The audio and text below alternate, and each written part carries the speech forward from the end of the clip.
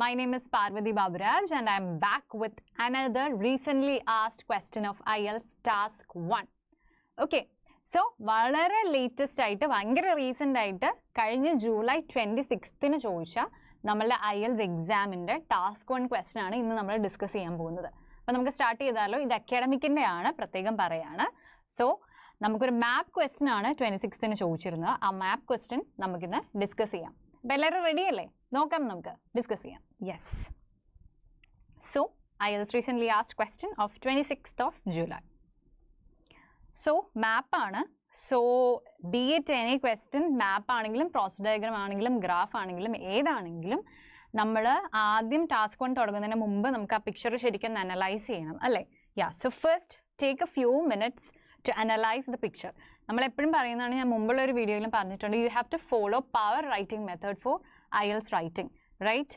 ഇതാണ് നമ്മൾ officially suggest ചെയ്യുന്ന മെത്തേഡ് എന്ന് പറയുന്നത്, power writing, which is P for planning, O for organizing, W for writing, E for evaluating and R for revising. ഈ ഒരു ഓർഡറിലാണ് you are suppose to write your task 1 and task 2 questions. Since task 1 is only for 20 minutes, we cannot give a lot of time for planning and organizing അല്ലേ? Planning and organising നമ്മളൊരു first 5 മിനിറ്റ്സിനുള്ളിൽ തന്നെ തീർക്കേണ്ട കാര്യമാണ് planning and organising. So 2-3 മിനിറ്റിൽ you have to actually analyse the picture, you have to plan what all things you have to write in each paragraph and you have to decide, you have to organise ഏതൊക്കെ points ഏതൊക്കെ പാരഗ്രാഫിൽ വരണം, overview എങ്ങനെ എഴുതണം, ഇങ്ങനത്തെ കാര്യങ്ങൾ, main features എല്ലാം identify ചെയ്ത് എങ്ങനെ കമ്പാരിസൺസ് കൊണ്ടുവരാം എന്നെല്ലാം planning and organising you have to do within the first 2 or 3 minutes. Okay, so now you have time to analyze the picture. നിങ്ങൾക്ക് പതുക്കെ പോസ് ചെയ്ത് അനലൈസ് ചെയ്യാം. ആൻഡ് നമുക്ക് നോക്കാം പിക്ചറിൽ എന്തൊക്കെയാണ് തന്നിരിക്കുന്നത്. The diagram below show a small local museum and its surroundings in 1957 and 2007. So 57 and 2007 രണ്ട് pictures ആണ് of a local museum. Okay, now we can see 1957 മ്യൂസിയത്തിൽ എന്തൊക്കെ തന്നിട്ടുണ്ട്. We can see a big garden and there is a small building and there we have an entrance hall. Then we have a local history room, museum storeroom, national history exhibition, and there is a main road, and that's it. Very simple map ആണ് അല്ലേ? ഭയങ്കര simple ആയിട്ടുള്ള ഒരു മാപ്പാണ്. Now you can see the second diagram, which is 2007 museum, and there also we have the road. And but yeah, instead of this garden area here we have a car park. Then what, the entrance is here this time. Then we have a museum shop here, reception area, cafe, then local history room, special exhibitions and education center. Okay, so these are the things given in the second diagram. Now when you analyze the picture, you have to look what all things are newly added and what all things are removed and what all things remain the same. ഇങ്ങനത്തെ കാര്യങ്ങളൊക്കെയാണ് നമ്മൾ ഫസ്റ്റിൽ note ചെയ്യേണ്ടത് അല്ലേ? Yeah, so first നിങ്ങൾക്ക് already നമുക്കറിയാം, structure is introduction, overview, body paragraph 1, body paragraph 2. Now you already again know that ഇൻട്രോയിൽ നമ്മൾ എഴുതേണ്ട കാര്യം എന്ന് പറയുന്നത് what is the picture about എന്നുള്ളതാണ്. So essentially you can just paraphrase the question or you can just write what the diagram is about. അതാണ് നമ്മൾ obviously നമ്മൾ introduction. Now when it comes to the overview, now overview എന്താണ് എഴുതേണ്ടത്? Definitely the most significant features അല്ലേ? അതാണല്ലോ task 1 question തന്നെ. So most significant features. So when it comes to a map, which are the significant features? Definitely the changes happened over the years അല്ലേ? അപ്പോൾ second മാപ്പിലോട്ട് വരുമ്പോഴുള്ള changes എന്ന് പറയുന്നതാണ് significant features when it comes to a map question അല്ലേ? അപ്പോൾ ഇതിലെ ഏറ്റവും significant features പിക്ക് ചെയ്യുക, അത് എഴുതുക എന്നുള്ളതാണ് നമ്മൾ ഓവർവ്യൂവിൽ ചെയ്യേണ്ടത്. Actually we can include other things as well in overview. Like one main thing is definitely the major changes that has happened.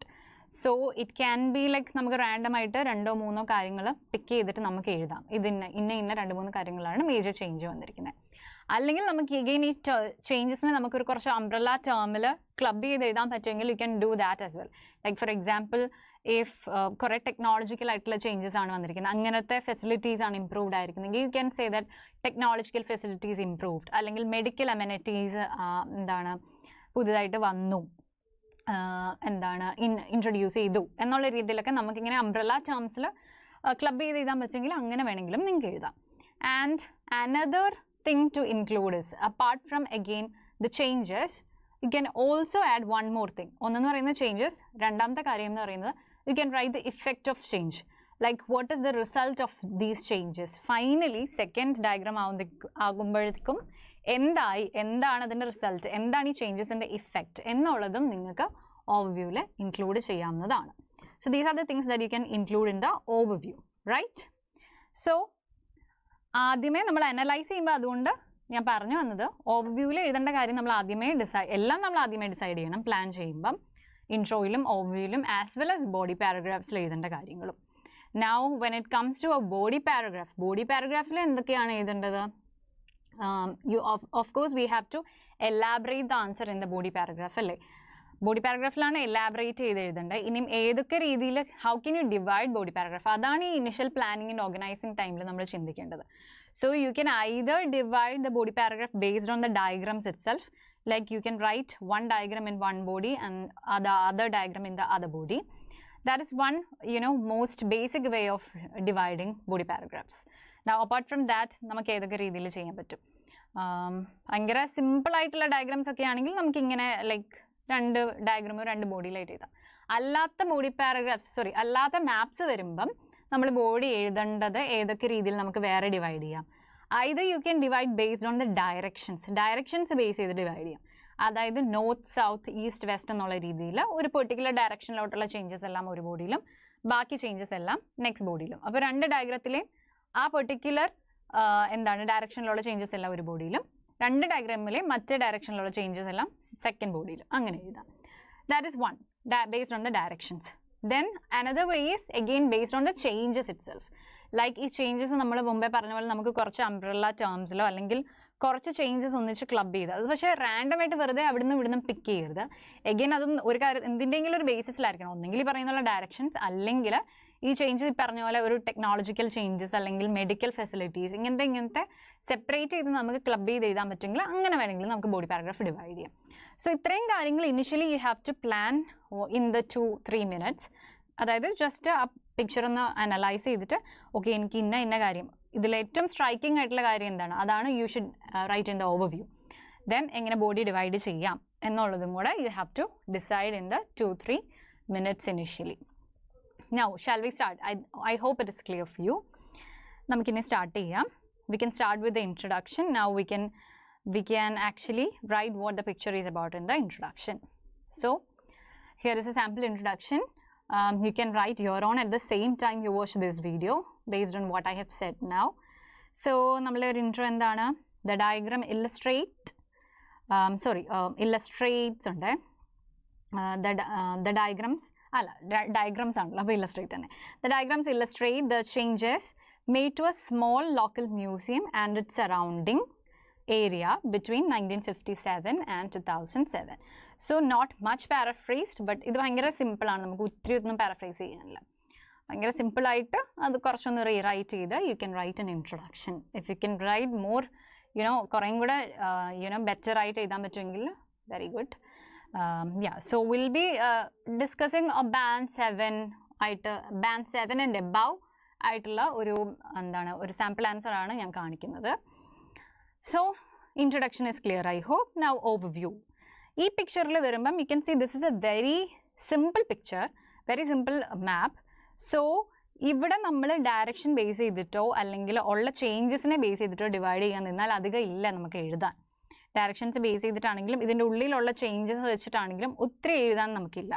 അതുകൊണ്ട് ഇത് നമുക്ക് പിക്ചേഴ്സ് വെച്ച് തന്നെ ഡിവൈഡ് ചെയ്താൽ മതി. ഇനി വേണമെങ്കിൽ നമുക്ക് ഈ പറയുന്ന പോലെ ആ ബിൽഡിങ്ങിനുള്ളിലുള്ള റൂംസിൻ്റെ വെച്ചിട്ട് വേണമെങ്കിൽ ഡിവൈഡ് ചെയ്യാം. 2-3 എണ്ണം ഒരു ബോഡിയിലും ബാക്കി 1-2 എണ്ണം അടുത്ത ബോഡിയിലും പിന്നെ അതിൻ്റെ ചുറ്റുമുള്ള ഗാർഡൻ ഏരിയ കൂടെ ആ ബോഡിയിൽ അങ്ങനെ ഇൻക്ലൂഡ് ചെയ്തിട്ട് വേണമെങ്കിലും ഡിവൈഡ് ചെയ്യാം. So now I have divided based on the picture itself here because this is a simple map. ഒരു സിമ്പിൾ മാപ്പിനെ നിങ്ങൾ അഗെയിൻ ഇങ്ങനെ എഴുതാവുള്ളൂ. കുറച്ചും കൂടെ ഒരുപാട് നമുക്ക് എഴുതാനുള്ള മാപ്സിലൊക്കെ കുറച്ചും കൂടെ നല്ലപോലെ ഡയറക്ഷൻസ് ഒക്കെ ബേസ് ചെയ്തിട്ട് തന്നെ you have to divide. Okay, now this is the overview. Overall the museum underwent significant expansion and modernization with the addition of new facilities and the removal of some green space to accommodate visitors. So what I have written is actually the effect of change. ഈ ചേഞ്ചസിൻ്റെ effect എന്താണെന്നാണ് ഞാൻ എഴുതിയിരിക്കുന്നത്, which is a significant expansion and modernization of the building and with again addition of some new facilities എന്നുള്ള ഒരു ചേഞ്ചും കൂടെ എടുത്ത് പറയുന്നുണ്ട്, ചേഞ്ചും കൂടെ.